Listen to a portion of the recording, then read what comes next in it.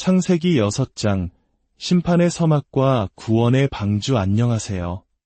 영혼의 양식이 되는 지혜의 말씀 시간입니다. 오늘 말씀을 듣기 전에 잠시 하나님의 은혜를 더 널리 전하는 일에 동참해 주시겠습니까? 구독과 좋아요를 눌러주시면 이 채널이 더 많은 영혼에게 다가가는데 큰 힘이 됩니다. 여러분의 작은 손길 위에 주님의 축복이 가득하기를 기도합니다. 자, 그럼 창세기 6장의 깊은 묵상으로 함께 들어가 보겠습니다. 성경은 이렇게 시작합니다. 사람이 땅 위에 번성하기 시작할 때에 그들에게서 딸들이 나니 하나님의 아들들이 사람의 딸들의 아름다움을 보고 자기들이 좋아하는 모든 여자를 아내로 삼는지라. 인류가 번성하던 태초의 시절, 세상은 생명력으로 가득 찼지만 동시에 어둠의 그림자 또한 짙게 드리워지고 있었습니다. 여기서 우리는 매우 흥미롭고도 중요한 질문과 마주하게 됩니다. 바로 하나님의 아들들은 누구인가 하는 점입니다. 이에 대한 해석은 크게 두 가지로 나뉩니다. 첫 번째 해석은 하나님의 아들들을 경건한 신앙의 계보를 이은 셋의 후손으로, 사람의 딸들을 불경건했던 가인의 후손으로 보는 것입니다. 이 관점은 경건한 혈통이 세속적인 혈통과 섞이면서 신앙의 순수성을 잃고 타락의 길로 들어섰다고 설명합니다. 마치 오늘날 우리 신앙인들이 세상의 가치관과 타협하며 믿음을 잃어가는 모습과도 같아 깊은 경각심을 줍니다. 두 번째 해석은 더욱 파격적입니다. 하나님의 아들들을 타락한 천사들로 보는 견해입니다. 구약 성경의 다른 부분, 특히 욥기에서는 하나님의 아들들이라는 표현이 천사를 지칭하는 데 사용되었습니다. 이 해석에 따르면 일부 천사들이 자신들의 본분을 잊고 지상으로 내려와 인간 여성과 결합했고, 그 결과로 네피림이라 불리는 거인족, 즉 고대의 용사들이 태어났다고 봅니다. 물론 예수님께서는 천사들이 하늘에서 시집가거나 장가가지 않는다고 말씀하셨습니다. 하지만 이 말씀이 천사들에게 성별이 없다는 의미는 아닐 수 있습니다. 단지 하늘나라의 질서가 그러하다는 뜻일 수 있죠. 성경에서 천사들은 항상 남성의 모습으로 묘사된다는 점도 흥미로운 부분입니다. 이처럼 하나님의 아들들이 누구였는지에 대한 논쟁은 여전히 남아있지만 중요한 사실은 이들의 결합이 인류의 타락을 더욱 가속화시키는 계기가 되었다는 점입니다. 이러한 세상의 모습을 보시며 하나님께서는 이렇게 말씀하셨습니다. 나의 영이 영원히 사람과 함께하지 아니하리니 이는 그들이 육신이 됨이라. 그러나 그들의 날은 120년이 되리라. 본래 900년 이상을 살았던 인간의 수명이 120년으로 급격히 줄어들게 된 것입니다. 왜일까요? 당시의 사람들은 길어진 삶만큼이나 더 깊고 거대한 죄악을 쌓아갔기 때문입니다. 하나님께서는 인간이 너무 오랫동안 죄악 속에 머무는 것을 원치 않으셨습니다. 과학적인 관점에서 보면 대홍수 이전의 지구는 지금과는 다른 환경이었을 수 있습니다. 두터운 수증기층이 지구를 감싸고 있어 해로운 우주 방사선을 막아주었기에 인간이 장수할 수 있었지만 홍수 이후 이 보호막이 사라지면서 수명이 단축되었다고 설명하기도 합니다. 이는 하나님의 말씀이 과학적 사실과도 어떻게 연결될 수 있는지를 보여주는 흥미로운 지점입니다. 세상의 죄악이 극에 달했을 때 성경은 하나님의 마음을 이렇게 표현합니다. 땅 위에 사람 지으셨음을 한탄하사 마음에 근심하시고 이르시되 내가 창조한 사람을 내가 지면에서 쓸어버리되 이는 내가 그것들을 지었음을 한탄함이니라. 한탄하셨다, 즉 후회하셨다는 이 표현은 우리를 잠시 멈추게 합니다. 어떻게 모든 것을 아시고 변하지 않으시는 하나님께서 후회를 하실 수 있을까요? 이것은 우리의 한계가 있는 인간의 언어로 하나님의 깊은 슬픔과 아픔을 표현한 것입니다.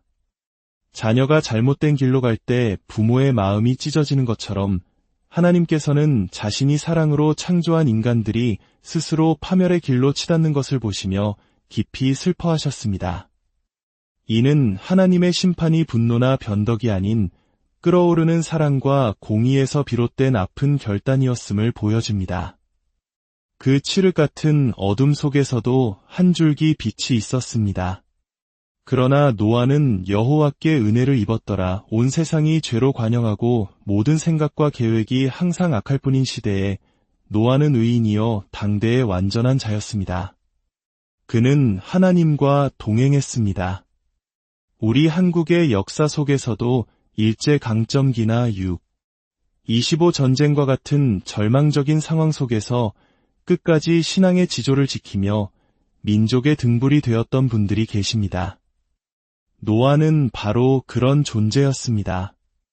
모두가 아니오라고 외칠 때 홀로 예라고 순종하며 하나님의 편에 섰던 사람, 그것이 바로 노아였습니다. 하나님께서는 타락한 세상을 물로 심판하시기로 결정하시고 노아에게 거대한 방주를 지으라고 명령하셨습니다. 그 크기는 길이 300규빗, 너비 50규빗, 높이 30규빗이었습니다. 1규빗을 약 45cm로 계산하면 길이는 약 135m, 너비는 22, 5m, 높이는 13, 5m에 달하는 엄청난 규모입니다. 이는 축구장보다도 길고 3층 높이의 거대한 선박이었습니다. 오늘날 대형 선박의 길이와 폭의 비율이 가장 안정적인 6대1인데 놀랍게도 하나님께서 설계하신 노아 방주의 비율도 정확히 6대1이었습니다. 수많은 사람들이 노아의 방주 이야기를 그저 신화로 치부합니다. 어떻게 그 많은 동물들이 다 들어갈 수 있었냐고 묻습니다. 하지만 하나님께서는 모든 품종의 개를 넣으라고 하지 않으셨습니다. 종류대로 한 쌍씩 넣으라고 하셨습니다. 즉, 개의 조상 한 쌍, 고양이의 조상 한 쌍만으로도 오늘날의 다양한 품종으로 분화될 수 있는 유전적 다양성을 충분히 담을 수 있었던 것입니다. 더 나아가 전 지구적인 대홍수가 실제로 있었다는 증거들은 오늘날에도 세계 곳곳에서 발견되고 있습니다. 어떤 이들은 이것이 메소포타미아 지역에 국한된 지역적 홍수였다고 주장하지만 성경은 분명히 하늘 아래의 모든 높은 산이 다 잠겼다고 기록합니다. 실제로 과학계에서는 이러한 기록을 뒷받침하는 흥미로운 증거들을 제시합니다. 유대인 과학자 임마누엘 벨리코프스키는 기독교인은 아니었지만 고대 문헌과 지질학적 증거들을 통해 지구에 대격변이 있었음을 주장했습니다. 그에 져서 격변의 지구에는 놀라운 사실들이 담겨 있습니다.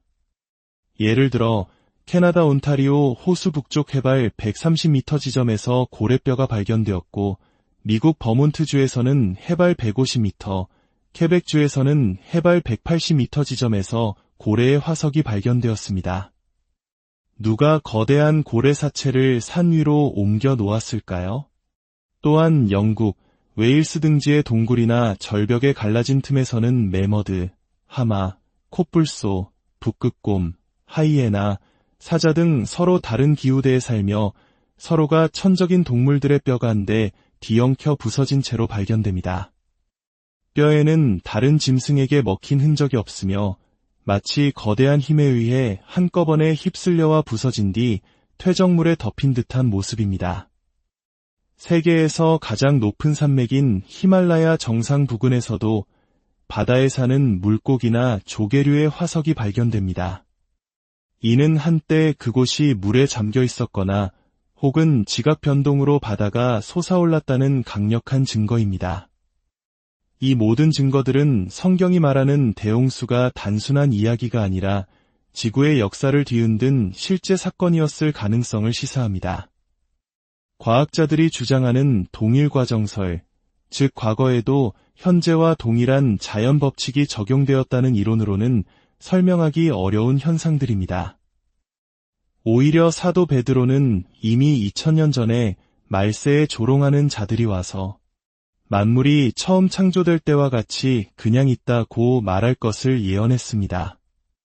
그리고 그들이 물이 넘침으로 멸망한 것을 일부러 잊으려 한다고 지적했습니다. 과학이라는 이름 아래 성경을 부정하려는 시도들이 있지만 오히려 발견되는 증거들은 성경의 기록이 얼마나 진실한지를 역설적으로 보여주고 있습니다. 노아는 120년 동안 묵묵히 방주를 지으며 사람들에게 다가올 심판을 경고하는 유의의 전파자였습니다. 사람들은 물 한 방울 없는 내륙에서 거대한 배를 짓는 그를 미쳤다고 조롱하고 비웃었을 것입니다. 그리고 마침내 그날이 왔습니다. 노아와 그의 가족, 그리고 하나님께서 명하신 모든 생물들이 방주 안으로 들어갔습니다. 성경은 그 마지막 순간을 이렇게 기록합니다. 주께서 그를 닫아 넣으시니라. 하나님께서 친히 방주의 문을 닫으신 순간 은혜의 시간은 끝나고 심판의 시간이 시작되었습니다. 더 이상의 기회는 없었습니다. 하늘의 창문들이 열리고 기품의 샘들이 터지며 40일 밤낮으로 비가 쏟아졌습니다. 물은 점점 차올라 세상의 모든 높은 산들을 덮었고 땅 위에 숨쉬던 모든 생명은 죽음을 맞이했습니다. 오직 방주 안에 있던 노아와 그의 가족, 그리고 생물들만이 살아남았습니다. 예수님께서는 마지막 때가 노아의 때와 같을 것이라고 말씀하셨습니다. 사람들이 먹고 마시고 장가가고 시집가며 다가올 심판을 전혀 깨닫지 못하는 시대, 인구가 폭발적으로 증가하고 성적인 타락이 만연하며 세상이 폭력과 부패로 가득 차는 시대, 지금 우리가 사는 시대가 바로 그러하지 않습니까? 노아의 이야기는 우리에게 엄중한 경고이자 동시에 위대한 소망의 메시지를 전합니다. 하나님께서는 죄를 반드시 심판하시지만 동시에 끝까지 믿음을 지키는 자들을 위해 구원의 방주를 예비하십니다. 우리에게 그 방주는 바로 예수 그리스도이십니다. 하나님의 영이 언제까지나 우리와 씨름하며 기다려주시지는 않습니다. 은혜의 문이 열려 있을 때 우리는 예수 그리스도라는 구원의 방주 안으로 들어가야 합니다. 세상이 우리를 조롱하고 어리석다 할지라도 믿음으로 순종하며 나아갈 때 우리는 영원한 생명을 얻게 될 것입니다. 오늘 이 노아의 이야기가 여러분 각자의 삶의 깊은 울림과 결단을 가져다 주기를 소망합니다. 세상의 홍수 속에서 길을 잃지 않고 오직 예수 그리스도라는 안전한 방주 안에서 참된 평안과 구원을 누리시는 저와 여러분이 되기를 주님의 이름으로 축원합니다. 주님의 평안이 여러분과 함께 하시기를